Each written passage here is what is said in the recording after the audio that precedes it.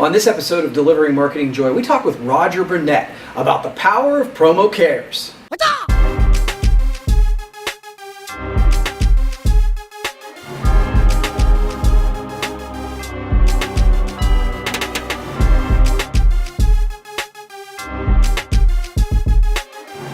Hey there, and welcome to another edition of Delivering Marketing Joy. I'm your host, Kirby Hassman, and joining me today is a repeat guest. He's been here a bunch of times. That's right. He's like the SNL host, right?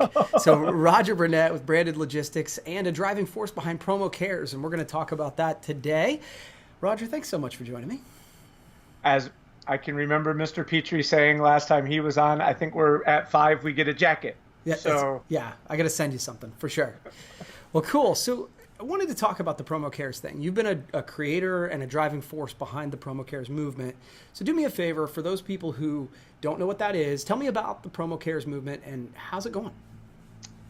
The PromoCares movement is dedicated to highlighting the stories of social good that are being performed by the practitioners in the promotional marketing industry. It's mine and a number of other people's opinion that we frequently are labeled the things that go into the landfill. And while there are some elements of truth to that, there's also the other end of the spectrum where amazing deeds of social entrepreneurism are being done day in and day out by people who call the promotional products industry home. And we felt like it was important to make sure that both within and outside the industry that those stories get told, that they see the light of day. And This is all built around the concept of the notion of purpose being the 5th P of marketing. So there's sufficient evidence to suggest that there's an argument to be made that purpose could be identified as the 5th P. Sure. And so we're using that as the impetus behind which to find those stories, promote those messages, and make sure that we're reinforcing that notion that purpose is important in business today. Yeah, it's really interesting too. What I found right away was I don't think you guys had to look very far for the stories. They're already happening. It's just a matter of an organized effort that is promoting them and talking about them and making that sort of the front of the stage, if that makes sense. There's a longer version of the story that will be coming out in another content medium that you'll be able to listen to it in even greater detail. But really, there was a fateful meeting at Expo last year with a cross-section of some of the most well-recognized and respected people in our industry, all sitting around the table trying to answer just one question. And that was, could we work together to make the world a better place? And to try to figure out if we had commonality of vision in the room, we did nothing other than ask the people there to introduce themselves and tell their stories of philanthropy. The stories that we're telling are the stories that came out of that day. Right. And here we are 8 months later, and we've not even come close to reaching the end of that list. And in the meantime, the avalanche of stories we've gotten has been noteworthy. Not to mention, we're already watching preparation activities for the hurricane that's about to hit the Carolinas, where people are readying themselves to try to send goods and product out to the needy in that area. So it's heartwarming to watch. It really is. Yeah, it's really, really cool. So do this for me. Explain to me, who's the target for the PromoCares movement, and what's sort of the long-term goal? Yeah, so I'll answer that question by saying the first question I'm often asked, or the first concern that I'm given from people who are interested in what we're doing, is how are you going to make sure it's authentic? Yeah. And so I would tell you that from my perspective, the target is someone who believes in their heart that the world should be a better place, and that there is an opportunity to marry business and commerce along with philanthropy in a way that can benefit everyone. And, Kirby, what we've been taught, many of us have been taught, is to leave our charitable hearts at the door.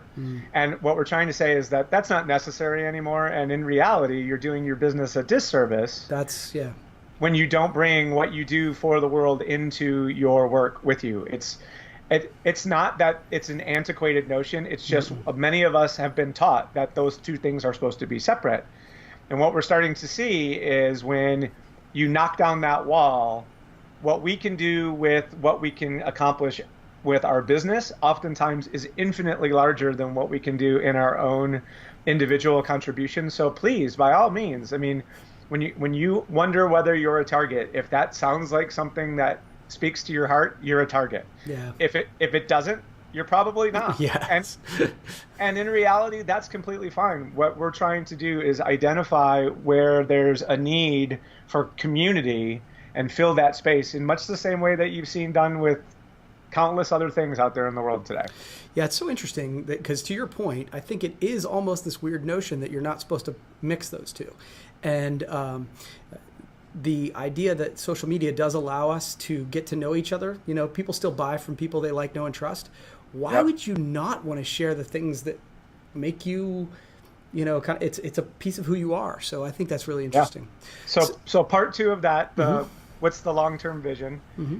We're very near ready to be able to publish and promote a set of criteria for industry suppliers to earn what we'll call the PromoCares seal of approval. Nice. Okay. And what that'll allow is suppliers to then bring to market campaigns that have some pre-vetted social good outcome attached to whatever it is that supplier has decided to do. And we will not be the police. We will set up an auditing process to allow people to be able to prove that they've done what they said they were going to do. Right.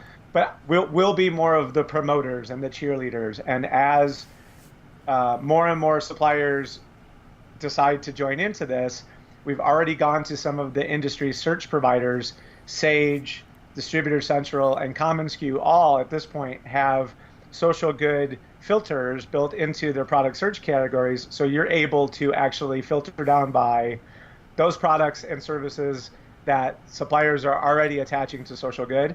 I expect that once we release the criteria, that the quantity and the pace of that will increase exponentially. And we really want to see how we can celebrate what's happened between the release of that and Expo next year in a really kind of big kind of way. So cool. I'm expecting that there will be a lot of people interested. And really, when you think about it, what does that mean then?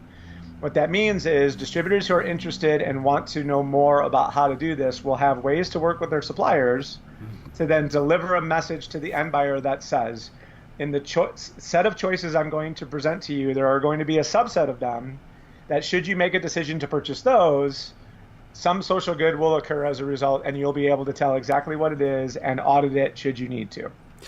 That's so cool. So again, you and I have known each other for a while now. I'm so excited about this. I think it's really cool, and I appreciate your leadership, stewardship, whatever you want to call it. I think it's really cool. So thank you. I appreciate that, Kirby. Thank you. Yeah. Okay. So I'm going to shift gears a little bit. Final question for you. You're doing a new podcast, and I'd say new. You've done quite a few episodes, but it's called So You're in Sales. Yeah. And it seems to be gaining some momentum. And appreciate you having me on, by the way. Yeah. So what have you learned so far in doing that piece of content? Well, I'll say it does seem new. It is over a year old, actually. Wow. Sorry. Yeah, that's awesome. Believe it or not. Well, but I guess the notion of that is why I wanted to bring that up was to say, why is it gaining momentum? It's because I stuck with it. Yes. and it's really, really important for people to hear this. And if you're listening to the series, you hear me say often in my interviews with people, it's like, if you think you want to do this, just try. Yeah. And it doesn't matter what it is. It could be carrier pigeons that are delivering messages, like just whatever it is that you think you want to try, just try. Yeah. And I would say, you also know that now I host the PromoCares radio podcast. So I'm actually producing 4 podcasts a month. Nice. And so by virtue of that, I think just the sheer repetition of it has made me better at it. And because I've had time to do it and to understand what's necessary to prepare in a way that's going to turn out the best possible podcast from a interaction between me and my guest, right? And a lot of times that requires preparation, which requires time, which requires effort, and not just bringing someone on and asking them a vague set of questions that doesn't get anything more than a vague answer. You know, what value are you really providing? We really like to try to dig in to the topics that we're talking about and try to provide value as much as we possibly can. And I think just by the sheer improvement that I've been able to show, what happens is people listen, because you tagged a guest that is in their social network. They listen to it for the first time. They enjoy the conversation, and then you have someone who wants to listen to the rest of your content. So if you don't keep doing it, you'll never get to that place. Yeah, it's so funny, Roger. I think that's the piece. So people always talk about, Bill and I are big proponents of consistency, and it's hard because it's like after a while you just like you do build that audience just like you said. But the thing that goes unchecked or unsaid a lot of times is what you just talked about, and it's the repetitions just make you better. It's like that in anything. Like if you're doing push-ups, it's the same, right? Like you just get better at it. And so I really appreciate that. And I think you're doing a great job. So that's cool, man. So you've answered my 3 questions. I give everybody a chance to ask me one question. It always a little nervous with Roger because he doesn't ever tell me what the question's going to be. So what you got for me, brother? Well, I realized in going back and listening to our other episodes that I typically ask you the same variation of a question. So I'm not going to do that this time. I'm going to ask you something completely different. So in much the same way as you get peppered on unscripted where you don't know what you're going to get asked, this is one of those kinds of questions. So Kirby, in your business life, what are you most proud of? In my business life, what am I most proud of? So I would say right this minute, and this is something I've been kind of spinning on a little bit, is I feel like I'm really proud of the idea that right this minute I'm focusing on building leaders within my organizations. So Hossman Brewing has had to take a turn and a pivot. Robbie, my brewer, has taken over a much bigger leadership role in that, and I'm super proud of what he's doing. Dustin just left, and this is a weird space for me to be in, but I'm really proud of him. Josh, who is my designer here at the office, has he's stepped up kind of saying, oh, hey, I can help with video, I can do this.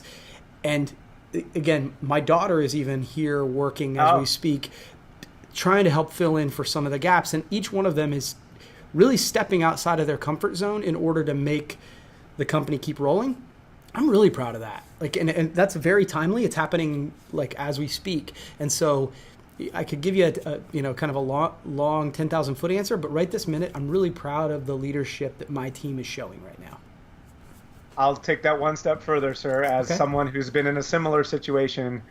When you're faced in that moment, everyone that's participating for the good of the whole has to ask themselves, am I willing to do more than what I'm doing right now, given the situation? And you never know what the answer to that question is with your group until that moment. Yeah. So for me, for you, kudos. You're deserving of that pride that you're feeling at this moment, because you could be sitting there all by yourself with nobody else dug in, and that would be a far different feeling than pride. I can assure you that. Yeah, fair. So congratulations. Thanks, brother. Well, hey, thank you for doing this again, and we will have to do it again sometime, all right? Looking forward to number 6, sir. Okay, well, that's going to wrap up this edition of Delivering Marketing Joy. We'll see you next time.